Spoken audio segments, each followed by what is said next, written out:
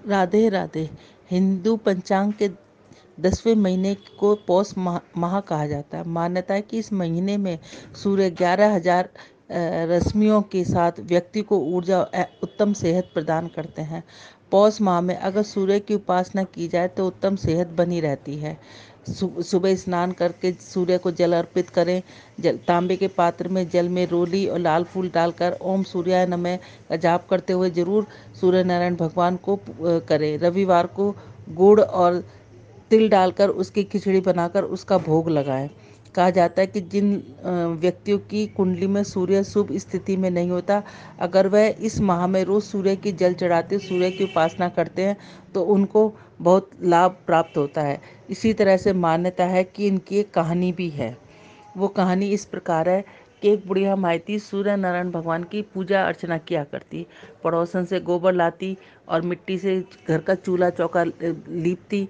सूर्य नारायण भगवान के लिए हर रविवार का व्रत रखती। उस दिन खिचड़ी बनाती, सूर्य नारायण भगवान की गुड़ और तिल की और खिचड़ी बनाकर उनको भोग लगाती।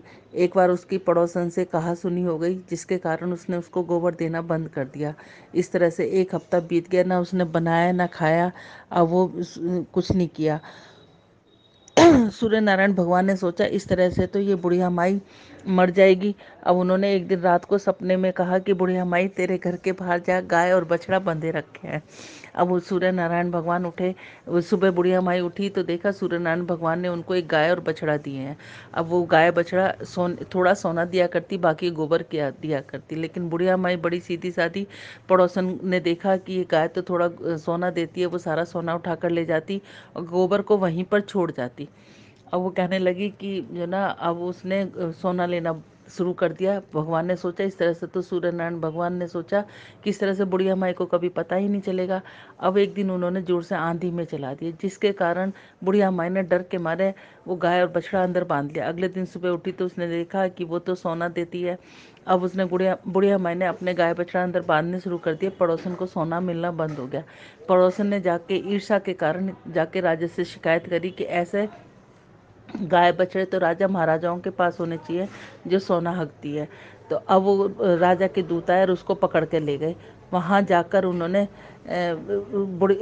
गाय ने सारे महल में गोबर ही गोबर कर दिया। राजा के दूत आए, बुढ़िया माई को पकड़ के ले गए। तेरे घर सोना देती है, हम यहाँ पर गोबर गोबर कर दिया। अब वो बुढ़िया माई ने कहा कि मैं तो सूर्य नारायण भगवान की उपासना किया करती थी, उनके पूजा किया करती थी, व्रत किया करती थी, तो उसी के से खुश होकर उन्होंने मुझे ये गाय और बछड़े दिए हैं।